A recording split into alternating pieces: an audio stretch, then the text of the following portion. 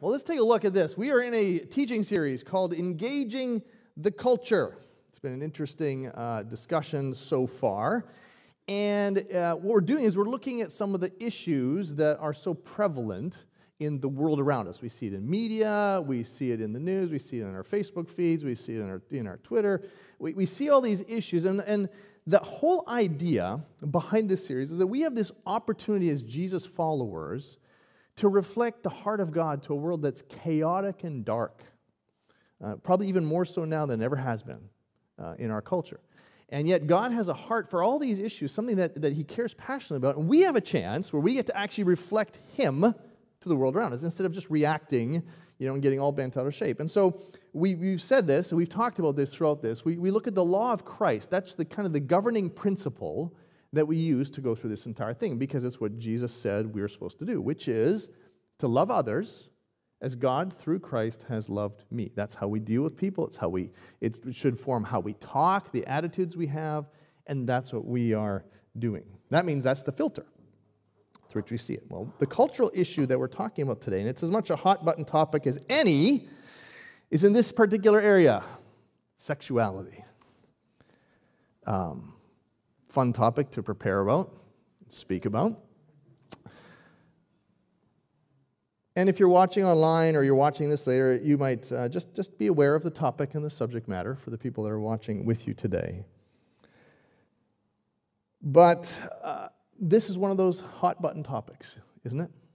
And you see it everywhere around you. And it's an area we have very strong opinions about. And they're not the same. If you're in the Gen Z, millennials, the boomers, everybody looks at this a little bit different. When our kids were young, we used to have this practice. We read stories together after dinner. It was when they were, when they were young. They're in that whole, 8 to 12-year-old. We'd after dinner we'd pull out a book and we'd read. And one of the favorite, we did lots of over the years, but one of the favorite ones we did was books of myths. So we still have the book of Greek myths that we used to read with the kids, right? Stories of Hercules, and Theseus and Perseus, and there's monsters, and there were heroes and villains, and the gods and people.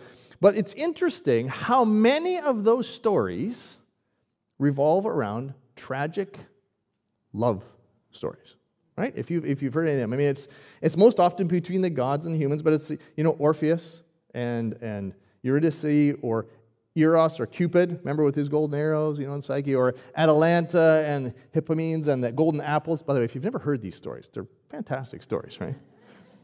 But the stories sometimes had happy endings, but more often than not, they ended poorly. It's kind of the way Greek tragedies worked. But it's interesting how much those stories revealed about the culture of the day when it came to love and sexuality. They valued beauty, but lust and jealousy were normal. What was love, the idea of what it looked like, it even worked their way into their language. You've all heard, if you've been around for a while, that the Greeks had multiple words for love. Like we have one word. They had multiple words. The most popular ones, the ones that we hear about all the time, were eros, phileo, and agape love. We hear about those in the church. And it got me thinking, because over the centuries, right, thousands of years since then, almost no topic has had as much discussion as this one. More debate, more irritation, more anger over this issue than almost any other. I mean, just think about today, right? You have huge issues of sexual abuse, just in general. There's LGBTQ issues. There's gender identity issues. There's big issues with adultery, where there's even apps out there that help you cheat. Sex trafficking, do you know that's a $100 billion a year industry around the world? Pornography, $100 billion a year around the world. There's just growth in how we do steamy romances through TV shows, and it could go on and on. And it made me wonder, if someone were to look at our civilization 500 years from now and tried to figure out what we believed based on our stories, our books, our TV shows, what story do you think they would tell with regards to sexuality in our culture? Well, we might not have a whole lot of impact on that, but let me ask it this way. What story do you think they would tell if they looked at the church. I mean, it's funny because the church should be the best place and the freest place to have these discussions. But I wonder if that would be the story. Or if you really want to personalize it, what would people say about your story based on your life? Well, this is an area where a lot of people carry baggage. There's shame over past decisions. There's guilt over sinful behavior. That is not what today is about. So take a deep breath, relax, right? We all have pasts. We have histories. We have things we wish we wouldn't have done that we did. With things we wish we had done and we didn't. We have family members and friends who don't agree with our view of sexuality. Who we're attracted to, how we behave, they've kind of mushed all those things together, and at the same time, our culture has decoupled sex from love. It's pulled them apart. Entire groups of our world have been extremely antagonistic to the belief system of Jesus followers. And unfortunately, Jesus followers have been equally antagonistic right back. So how do we respond? How do we do what we said here? How do we respond full of grace and truth in this particular area? How do we love others in this arena the way God through Christ loved us? That's the whole thing we're talking about. So as we're doing through this entire series, I want to do this in a couple of different pieces. I want to look at the heart of God towards this topic. In other words, how does he feel about this? What did he design? What breaks his heart? What does he want for us? How has sin wrecked that? And then what do we do about it? Because I think that's where the rubber meets the road for a lot of us. So let's take a look. We'll start at the first one. What is God's heart for humanity's sexuality? And I'll start this by saying this way. The problem with many followers of Jesus and with the church in general is we have spent a disproportionate amount of time on what God is against than what he is for. Right? We talk a lot about the do's and don'ts. That's what, when you think of church and a lot of your experiences growing up, when it came to sex and sexuality, it was a whole list of do's and don'ts with the emphasis on the don'ts. See, you guys know, right? You've experienced this and you told your kids these things, right? But his interest in sexuality is so much more than making people just behave themselves. I wonder what would change if we more effectively reflected the heart of God, his positive, life-giving, and glorious vision for this. Well, let's do it. Let's approach it from that. So what exactly is God's design in all this? And like everything else, we have to go back to the beginning. If you look at the creation narrative of what God did, we read this. God said, "Let us make mankind, humanity, in our image, in our likeness, so they may rule over the fish of the sea and the birds of the sky and livestock and all the wild animals and over all the creatures that move along the ground." So, God created mankind in his own image, and don't miss the significance of this. In the image of God, he created them, male and female. He created them. There's so much wrapped up in there, but what is God's design? This isn't about a do's and don'ts, but what did God make? When he created the whole thing, what did he want it to look like? And I think there's a couple pieces in here. And here's the first. God created two genders, male, female. And nature actually demonstrates everything that Scripture teaches on this, that humans you know this term? They're sexually dimorphic. Have you ever heard this term before? It basically means there are clear differences between male and female. There's two. Biologically, both are necessary. You can't have life without it. You can't continue without them both. And despite the current political climate, we are either, and this is scientifically true, this isn't a religious thing, this is just a thing, we are biologically, scientifically born as one or the other. It's not a choice, it's how God designed us. That's what he did. And what's interesting is on a theological side, that's just on the biological side, on the theological side, both genders are essential for reflecting who God is. Because did you see what it said? In his image, he made them. Both of them. That means we bear God's image most completely together. Male, female. That was his design. And we're going to hear a little more detail in the next chapter about this. But this has implications, because if that's the first part of the design, which is he created two genders, right? Then there's a second part to this. Because we read, as he moves on, he says, this is why a man, male, leaves his father and his mother and is united to his wife, female, and they become one flesh. And Adam and his wife were both naked and they felt no shame. God created it this way, so lest you think this is just all a weird made-up thing, God designed it this way, male, female, together, to be the foundation of marriage, family, and society. He did that on purpose. His design, God's design, the way he put it all together at the beginning, was marriage between one man, one woman, monogamous, lifelong. That's the design. It's not that complicated. It's so old-fashioned, Weldon. You're so quaint. What are you, a Quaker? So backwards. The most important thing is just love, regardless of where you find it. You know what? I can't help what I feel. I can't help what I desire. You know what? We're made with appetites. When we're hungry, we eat. So when we need sex, we have to satisfy it. How do you know who you're going to marry unless you sleep with them first? You got to know if you're compatible. You know what? It's just a personal choice. It's just about accepting yourself for who you are. Heard any of those? Said any of those? Many people who claim to be Jesus followers are trying to change the theology of sexuality. In other words, they're going against these two things. And they focus on specific verses, and they get into all these minutiae and these debates about what's been actually claimed. But I wonder if the debate misses the point. Because what people are doing, and this is true of all of us in some way, shape, or form, we're trying to make this all fit with our worldview, and we're trying to cobble it together. But have you ever thought to yourself, why did he do this? Because the Bible is very clear on what the created design is. You can't actually make the Bible say anything else. You have to do theological gymnastics to make it happen, to make it say anything else. So God basically said, look, I made male and female, designed to be in relationship in a monogamous way for a lifelong commitment to each other. That's my design for life, for family, for society. But why? He didn't have to do that. He could have made a whole group of people and said, hey, have at it, right? Lots of animals do that. He didn't have to make it this particular way. He could have had any kind of design.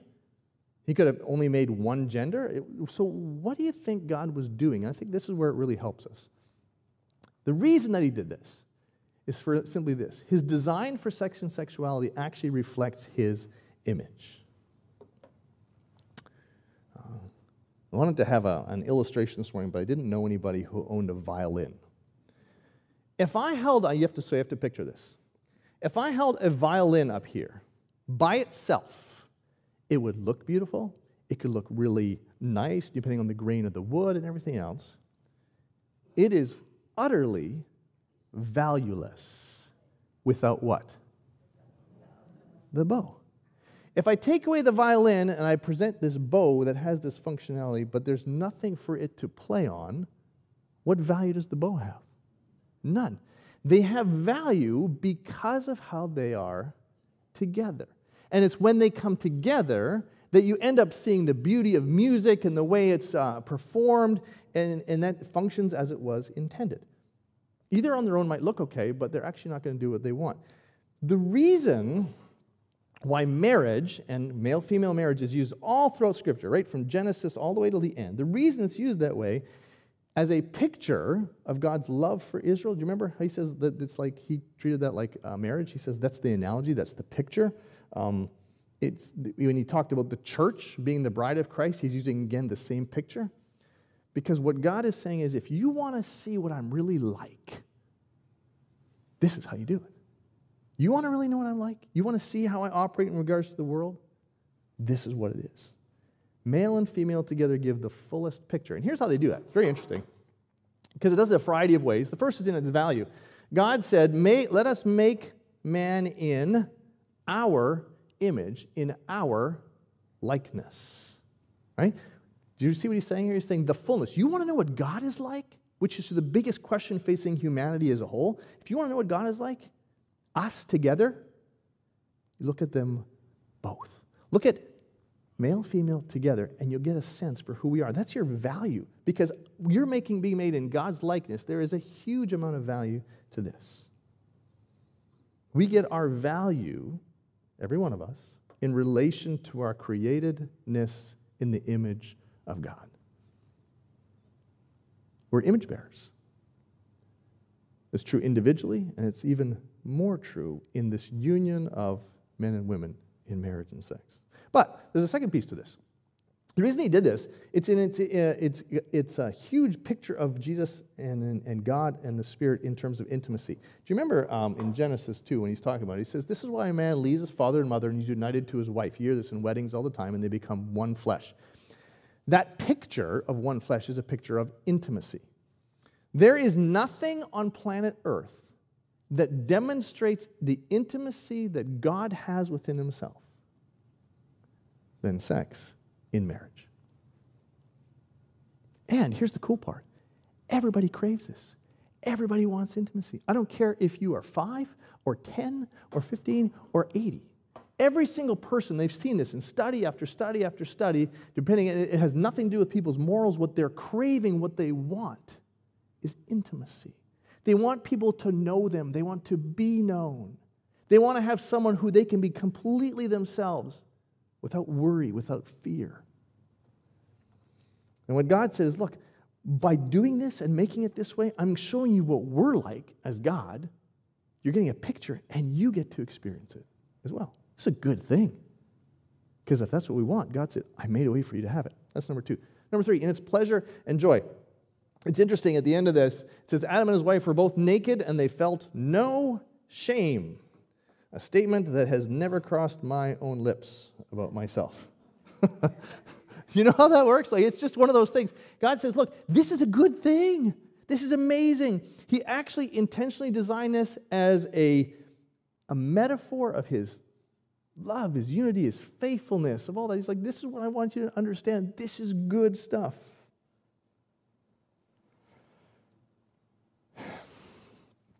It's interesting because the idea of sex in marriage actually mirrors the joy and the pleasure that God takes in him, just in being God. And that means, and it might sound weird to you if you grew up in church, that the enjoyment or the fun of sex is extremely glorifying to God because it reflects the joy and the satisfaction of himself. Which, of course, means that lifeless, forced, unenjoyable, or sex or dissatisfying marriage symbolizes the exact opposite. And here's the fourth. It's creating purpose.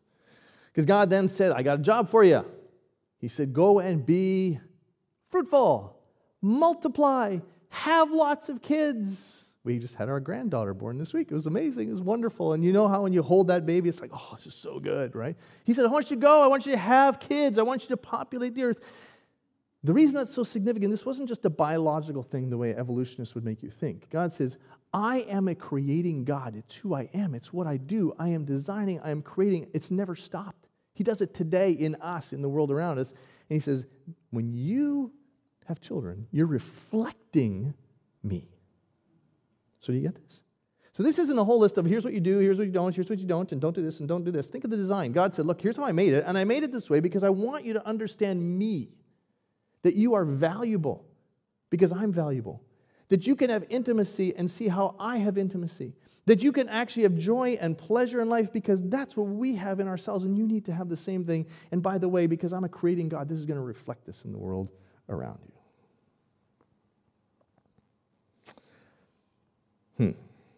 But here's a problem. Sin broke it. That's how God designed it. That's how he wanted it to be. But sin broke that design for our sexuality. And that's why sexual sin is so devastating. It's not a checklist, right? God is not up there going, oh, they're starting to have fun. Nope, right? It's not what God's doing. But it breaks his heart because when there's sexual sin, what it does is it ruins everything that he designed it to be. He knows what we crave. He knows what brings him glory and joy, and he knows that it damages it. Paul knew this. So in the New Testament, when they were writing to the churches, Paul wrote this. He said, among you, He's just talking to church people.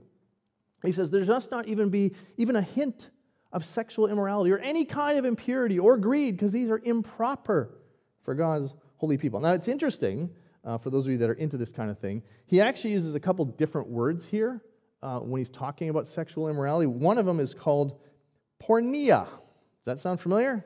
It's where our word pornography comes from. It actually talks about any sexual activity outside of husband-wife. That's what he's talking about. And then he uses another word called, and I'm going to read it because I don't know if I'll get it, akathansia, right? Which is basically a more general word, but again, talks about any kind of fantasies or lusts or passions. He's saying, look, don't dabble with it. Don't mess with it. Don't entertain it, because if you do, it's going to wreck you. It's not appropriate. It's not what God designed for you. So here's what sin did. Sin said, hey, sex before marriage, that's totally fine. You know the statistics on this? 10% of guys and 15% of girls have one sexual partner in their life. That's it. And that's been part of our culture. Like, hey, it's no problem. It's what you do. You got to figure it out. It's no big deal. When you get married, then it's different. But what happens is it damages the unity and the commitment that people have towards each other. Sex outside of marriage is an enslaving experience. It will not bring freedom, despite what everybody says in the media. And I can speak here on personal experience because I have talked to so many people over the years. 100% of people that engaged in sexual activity before marriage regret that they did. I have never had a person say, well, it's the best decision I ever made. But I have had so many people sit in front of me and say, I wish I hadn't. Because my marriage, my relationships with my kids, with my wife, with my husband would be so much better if I hadn't. Sin said, hey, this is okay. But remember, it broke God's design for it. Think of pornography. Massive problem. But it is a self-centered, abusive, and manipulative behavior that damages intimacy. One of the things that God designed. Because it prevents that authenticity, that vulnerability that everybody's craving in their relationships. And by the way, for women who say, oh yeah, that's a guy problem, it's equally true of steamy romance novels or anything that would cause you to put your mind somewhere else and say, oh, I wish I could be like that. Same thing. It destroys intimacy. It wrecks it. Adultery. This whole idea that there are actually apps out there that will help you, it destroys intimacy and trust. Remember? Going back to how God designed it. Homosexuality can't fulfill God's design and His creative purpose. It actually wrecks it. It actually implies that the unique attributes that men and women bring to the table to reflect God don't matter. Devalues people. Same thing. Gender confusion. Distorts the God image-bearing value that we have. So, this isn't a list of, okay, don't do these things because they're sins. They're sins because they distort and wreck the way God designed it in the first place. Now, our culture is not that different from many cultures in history. We think we're all so creative and we're so empowering and that we're making it so unique. We're not. It's gone around and around and around. And the culture that a lot of the scriptures was written in is like our culture today, especially the Roman and the Greek culture, where human feelings and what I want actually takes precedence over all this stuff, and God's design is being challenged, it's being redefined. And so the question, of course, is, well, how do we respond? What do we do, right? I bet you're interested. What do you do with all this? Because historically, Christians have just gotten very angry. Do you know, and I don't know how many of you can relate to this, and I'm not trying to embarrass my parents in this, but we were so do's and don'ts oriented when I was a kid that when my class in gym took square dancing, did anybody have to do that? You know where you had dancing class? Do you remember that? My parents would send a note saying, he can't be part of that because dancing is wrong. I don't fully understand the logic. Maybe by square dancing, I guess something bad might happen. That scarred me for life, because if the really good teachers would say, okay, fine, just go to the library, they didn't want to deal with it. But I had a teacher who said, well, you're still going to be here, and so he made me sit on a chair on the stage. Well, everybody else did it. Right? And yet so many people's experience with sexuality in the church is this: don't do this, don't do this, don't do this, don't do this. I'm not sure that that's the way God wanted this to go. So let's take a look at what that might look like. I think if we want to reflect the heart of God to the world around us, we need to embrace God's sexual design. And that means we start with us. Because you can only lead people into what you yourself believe, know, and experience, and you can only disciple people into what you are. So let me unpack this a little bit for you so you don't get too weirded out by it. Paul, the same guy that wrote earlier, he said this. He's writing to a church. He said this. He said, look, you say, he's talking to the people, he's saying, look, you say food for the stomach and the stomach for food, but God will destroy them both, which was basically a saying where they just said, look, it's just the body, do whatever you want, doesn't really matter. In the end, we all die and God deals with the rest. He's like, no. He says, the body, however, is not meant for sexual immorality. Again, same word, this anything outside of marriage, but for the Lord for the body. Flee from sexual immorality. In other words, run from it. All other sins a person commits are outside of the body, but whoever sins sexually sins against their own body. So, when we say embrace God's sexual design starting with yourself, that means, for us, embrace purity. What you watch, what you read, what you see, how you speak about others. It could include romance, smut, porn, dirty jokes, lingering looks, movies, TV. It doesn't really matter. People who have gone all the way, sleeping around, flirting with someone who's not your spouse. Intimacy gets wrecked when we do that. So if we say we believe this, it starts there. It's where it all begins. Embrace and encourage abstinence before marriage with the people around you. Be transparent with your kids about your successes and your failures in this area of life. Discuss God's design in age-appropriate ways. Model a God-honoring marriage. In other words, if we want to actually do well in this environment, then start with your spouse. And if you're married, love your wives. Respect your husbands. Model what it looks like in terms of what God designed. That's where it starts. And if you're not married yet, just wait, will you? Focus on God-honoring ways of relating to people. Because as I said before, I have never heard regrets from someone who waited, and I've heard tons from people who didn't.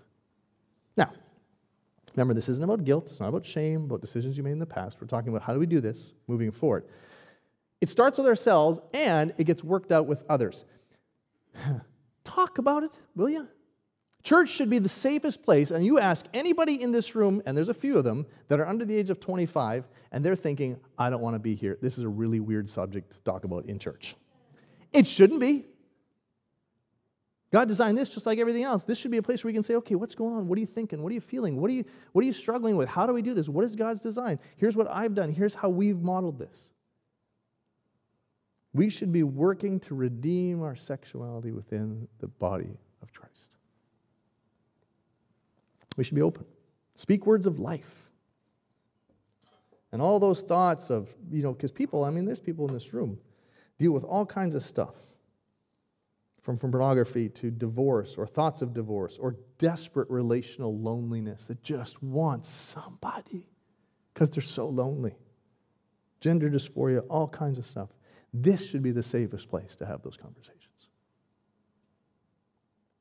But that's all inside the church. What do you do with the rest of the world who don't really care what the Bible says? They don't care what God's design is. You're not going to convince them because they don't necessarily believe it anyway. They're not really in on all this stuff. If you say, well, the Bible said, they'll be like, I don't care. Right? It's hard for us to go outside the church and say, well, you should do this because that's what God says, when they don't even know God and know anything to do with Him.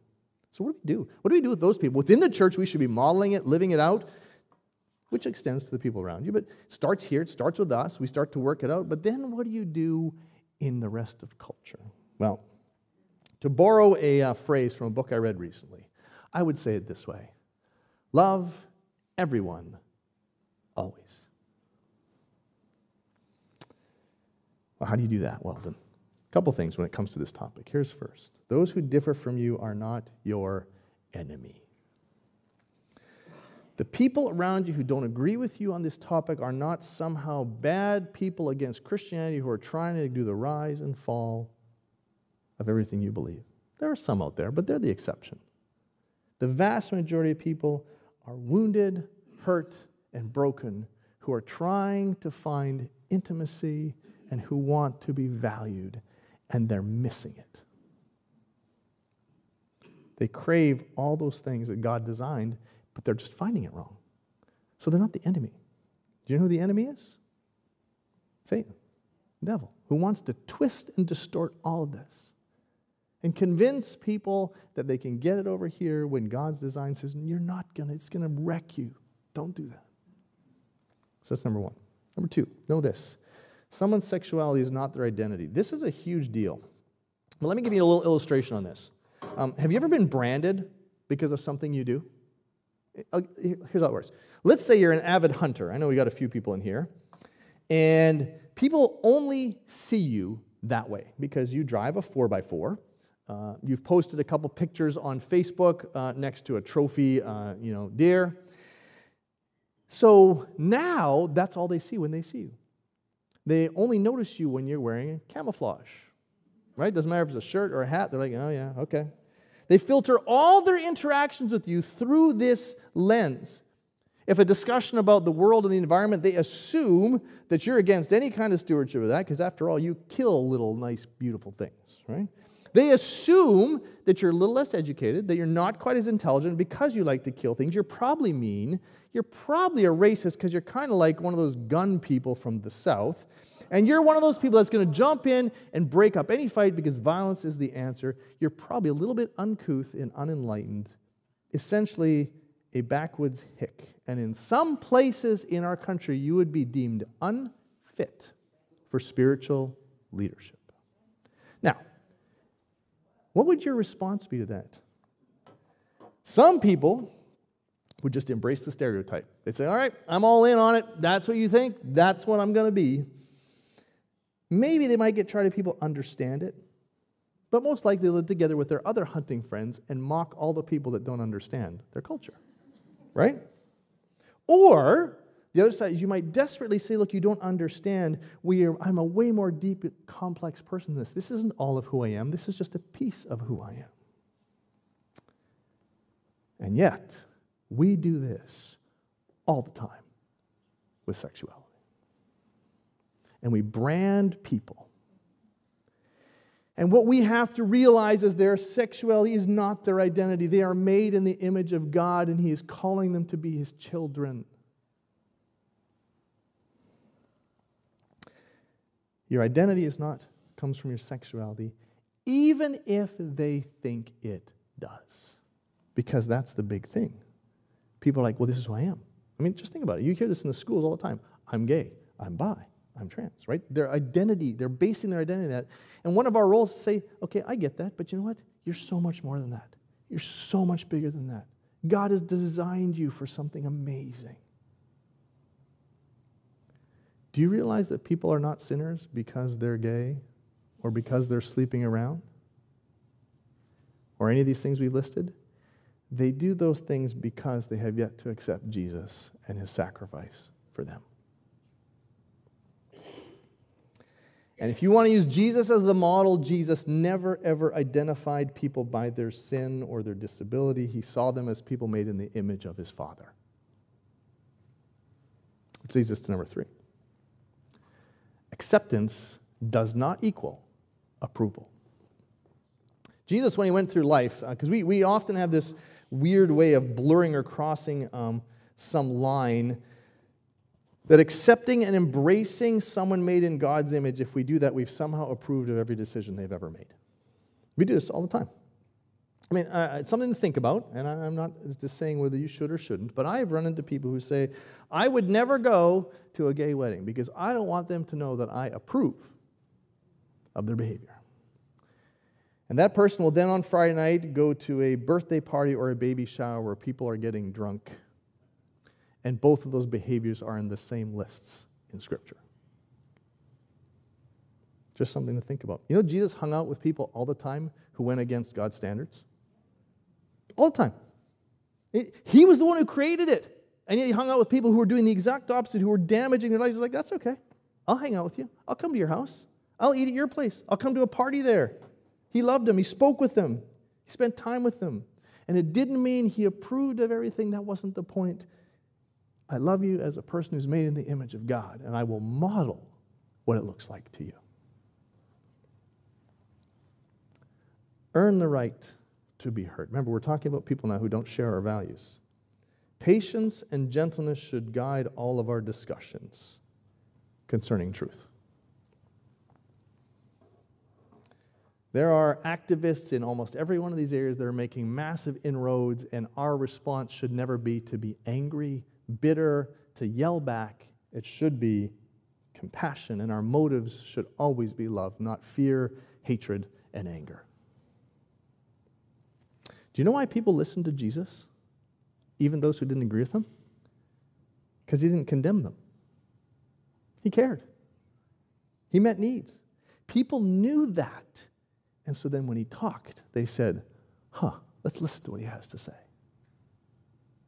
You know why they never listened to the Pharisees? Because they were condemned right out of the gate. Our voices must be absolutely unsparing in truth and equally unsparing in love. Hate us, we'll love you anyway. We will be to you what we need to be to you. Now, I got to tell you, and some of you know this, and some of you may not even agree with this. That's okay.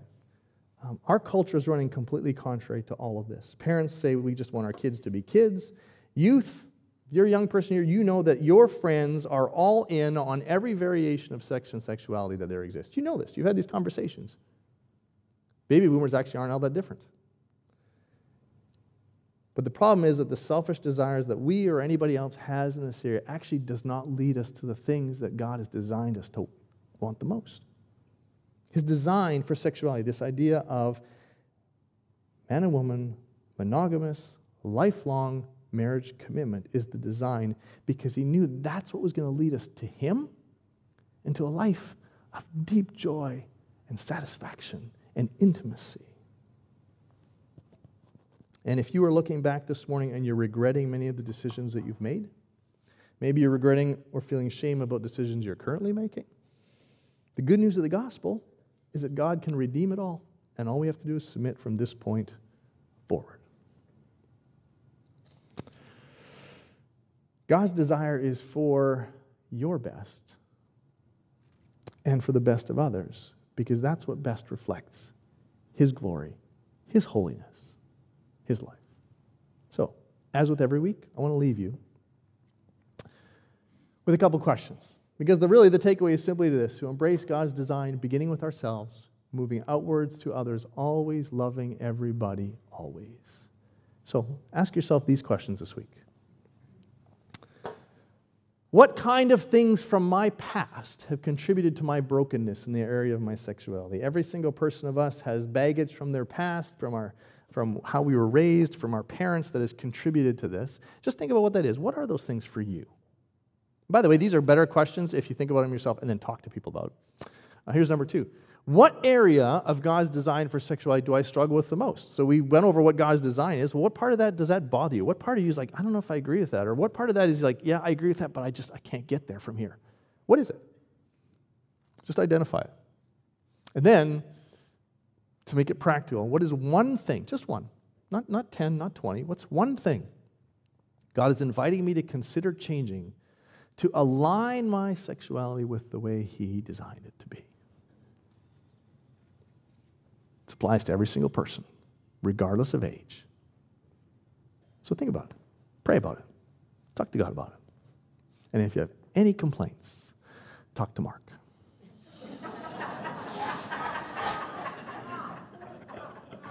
I'm kidding. Hey, I hope that in this particular area, which is so polarizing, that we can be people who speak truth and model truth, but do it with grace and love that says to people, we love you like God loves you. And we will be and do for you what God wants us to be and do for you, whether you like it or not.